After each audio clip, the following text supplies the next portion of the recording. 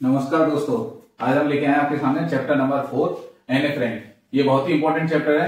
इनकी लाइफ के बारे में बहुत ज्यादा पढ़ाया जाता है अलग अलग कंट्रीज में भी, और इनके बारे में जानकारी हमें इनकी बुक और या फिर कह सकते हैं डायरी जो इन्होंने अपने डेथ से पहले लिखी थी अपने जीवन में, उससे मिलता है। और ये ओरिजिनली किसमें लिखी गई थी? जर्मन भाषा में लिखी गई थी। और ये मेन स्टोरी इनकी यही है कि इनके पिताजी जो थे वो 1926 में वहां पर रहते थे फ्रैंकफर्ट में, जर्मनी में। इसके बाद क्या है कि जब वहां पर माहौल बदला, नाजीज ने अपना कंट्रोल करना शुरू किया, तो वहां पर हालात अच्छे नहीं थे, तो ये जर्मन से शिफ्ट हो गए। फिर वहां से शिफ्ट होने के बाद ये गए हॉलैंड। तो हॉलैंड में जाकर अपनी जान बचाने के लिए ये 1933 में शिफ्ट हो गए।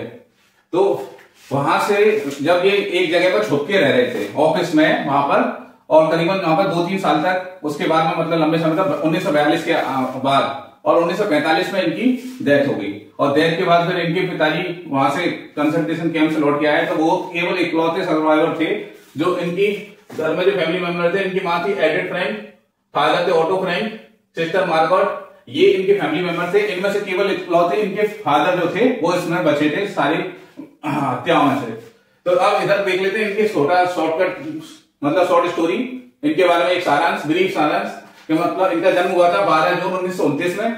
उसके बाद ये 4 सालों तक फ्रैंकफर्ट में रही, और उसके बाद इनको ले जाया गया, फादर माइग्रेट होकर 1933 में ले गए हॉलैंड। वहां पर इनकी शिक्षा मॉन्टेसरी स्कूल में हुई जब तक ये 6 साल की नहीं हुई, जब तक ये वहीं पढ़ी। और इनकी एक सिस्टर थी मार्गरेट जो थी वो 6 साल इनसे 3 साल बड़ी थी, और इनकी एज जो थी लगभग 13 साल, और इनकी बहन जो थी 16 साल की थी। और इस स्टोरी इसके बाद क्या है, इनको पता चला और इस तरीके की सारी चीजें हुई, तो ये काफी अकेला फील करती थी। इनका कोई दोस्त नहीं था। दोस्त तो इनके साथ क्लासमेट में लगभग 30 थे, बट कोई भी ऐसा क्लियर फ्रेंड नहीं था जो बता सके, जिससे ये अपनी बात शेयर कर सके।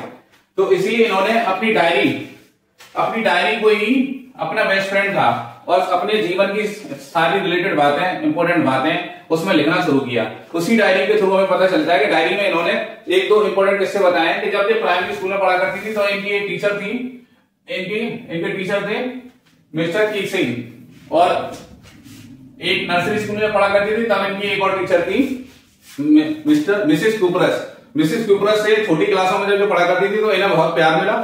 इसके बाद जब बड़ी क्लासों में 6 क्लास में, तब वहां पर इनकी मुलाकात अपने एक मैथ्स टीचर जो इन्हें मैथ्स पढ़ाया करते थे छोटी क्लासों में। वैसे इनके स्कूल में 9 टीचर थे, 9 में से ये इनको बाकी सारे सब्जेक्ट सब समझ में आते थे, बट इनके जो मैथ्स टीचर थे किसिंग, जो इनका मिस्टर किसिंग, इनका मजाक बहुत उड़ाया करते थे।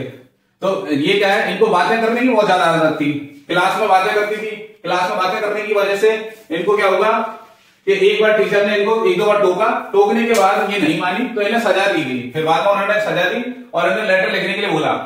कि पहले तो बोला कि आप एक चैटर बॉक्स में लेटर लिखिए, आप चैटर बॉक्स से बातें ज्यादा करती हैं, तो उस पर लेटर लिखने को बोला।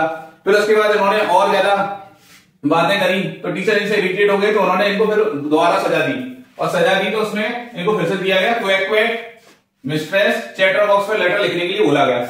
जब इनको पढ़ने में इंटरेस्ट था तो इन्होंने इस बात को सीरियसली लिया, और फिर इन्होंने इसको ऐसे लिखने की बजाय ऐसे को एक पोयम के फॉर्मेट में लिखा। तो वो पोयम के फॉर्मेट में इन्होंने एक स्टोरी बनाई। मतलब एक मेरे कहानी सुनाई कि एक समय की बात है, वहां पर एक डक था और एक था स्वान।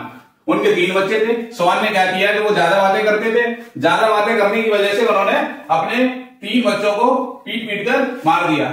ये स्टोरी लिखी। जब ये स्टोरी उन्होंने पढ़ी इनके टीचर मिस्टर किसिंग ने, तब उनको लगा कि ये लड़की इसमें टैलेंट तो है, तो इन्होंने फिर उसके बाद उनका मजाक उड़ाना बंद कर दिया, और फिर एक बार ये स्टोरी खत्म हो जाती है। तो आप इसका स्क्रीनशॉट ले सकते हैं, इसके बारे में डिटेल में और पढ़ सकते हैं। मैंने आपको सारे इंपॉर्टेंट पॉइंट्स इसमें जो हो सकते थे वो सब कवर करा दिए।